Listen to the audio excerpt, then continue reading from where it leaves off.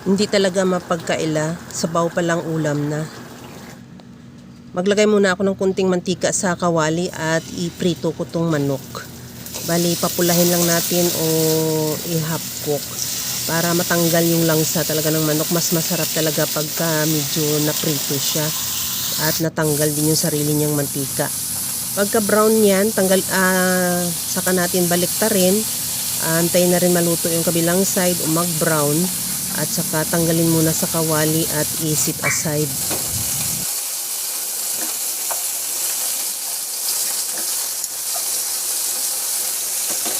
Sa disin na kawali, hindi na ako nagdagdag ng mantika. Igisa ko na yung bawang at luya. Pagkalabas na ng aroma ng ating luya at bawang, ilagay ko na rin yung sibuyas.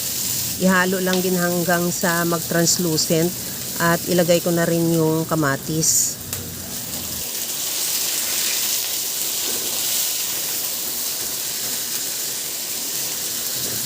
Lagyan ko na ng asin at paminta.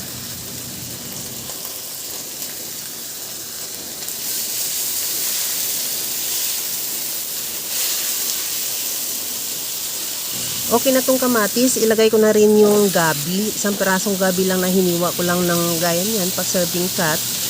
At lagyan ko na rin ng tubig. Bali 2 cups lang ang nilagay kong tubig. Nakadepende naman yan sa dami ng manok mo o sa dami ng gulay na ilagay o sa dami ng sabaw na gusto mo. At ilagay ko na yung pinirito nating manok para maluto na rin dahil half cook pa lang din naman yan.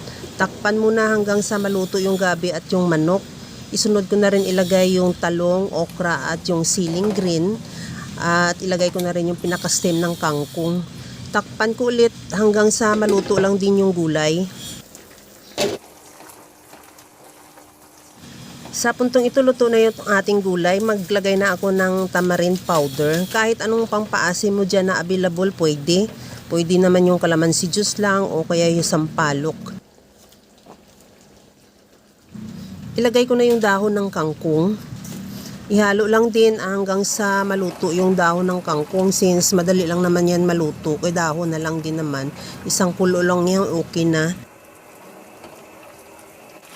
Timplahan ko na ng liquid seasoning. Kahit anong seasoning available sa iyo dyan, pwede. Kunting halo na lang yan, okay na. Ready to serve na yung ating napakasarap na sinigang na manok. Kaya mga kalasa, kung nagustuhan mo yung ating video, please like na lang at pakishare na rin sa inyong mga friends.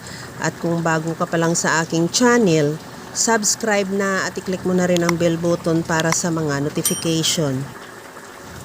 Okay na to, luto na.